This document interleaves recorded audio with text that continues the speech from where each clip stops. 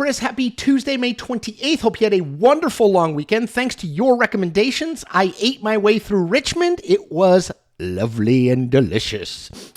Okay, so it is May 28th, as I mentioned, which means we are now less than 1 month away from the first general election debate between Joe Biden and Donald Trump. Now, you'll notice I said between Joe Biden and Donald Trump.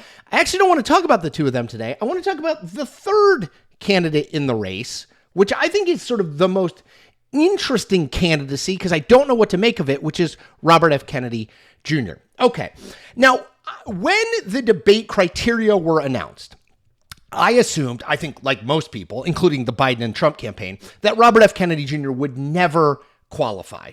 Sidebar, the reason that the two major candidates, Trump and Biden, went outside the Commission on Presidential Debates in the first place was because they did not want Robert F. Kennedy Jr. in the debate, right? And they wanted to figure out how can we make this happen without him involved. So what the criteria are as follows.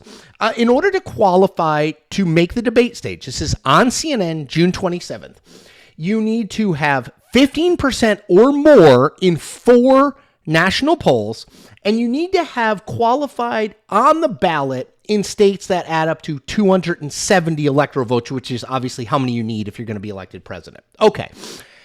Interestingly enough, and surprising to me, Robert F. Kennedy Jr., and he's got, 3.5 weeks left, has 3 of the 4 15% or higher national polls that he needs. So he needs one more 15% or higher in a national poll to check that box off.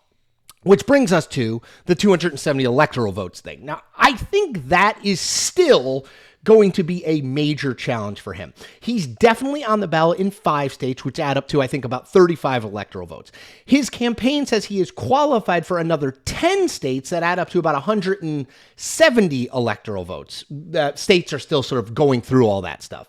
If that's true, he's at about 200 electoral votes, which means he needs 70 more, which may not seem like that much, but it's a month, right? And there's all sorts of signature and ballot deadlines that are hard to make and costly to make.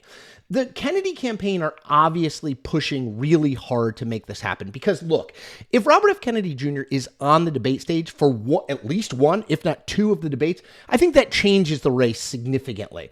It makes him look equal-ish to Trump and Biden.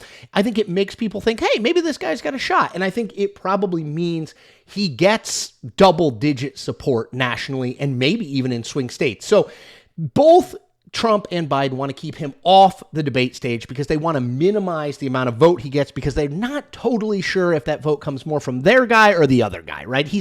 Kennedy I've described as sort of a free radical. You never sort of know what you're getting there. If he makes a debate stage, though, now we're talking about kind of a different race, right? Because if Kennedy takes 15%, let's just say, nationally, well, now there's only 85% to split up. So if you get 44%, you probably win. And I tend to think that's a good thing for Donald Trump more so than it is for Joe Biden because I think Trump has a pretty low ceiling. I think it's hard for Trump to get 48, 49, 50% nationally or in some of these swing states. So I think that a more competitive and more serious Kennedy campaign, which if he makes a debate, I think it would be, is probably a good thing for Donald Trump. Again, I still think it's less than a 50-50 shot that Kennedy makes these debates, right? He's got to get to 270 electoral votes that he is qualified on state ballots for. I don't think he can do it in this narrow a time frame, but he's made a hell of a lot better run at all of this than I thought. I think he probably will get the polling threshold, the polling requirement, and the question will be the 270 electoral votes requirement. It would be a big change in this race. I think it's something to really keep an eye on for the next 3 or so weeks. Again, because I do think Kennedy is the most unpredictable element of this race. We're not totally sure where his vote comes from. We're not totally sure what his ceiling or his floor is in this race. So keep an eye on RFK Jr. and what he's doing, particularly as it relates to can he get on enough state ballots between now and June 20th, I think is the deadline, in order to qualify for the debate. All right, that's all I got for today. I will be back tomorrow, as always, daily videos. I ask you to do 3 things. Subscribe to my channel, like this video, tell 5 friends. All right, take care of yourselves. See you tomorrow.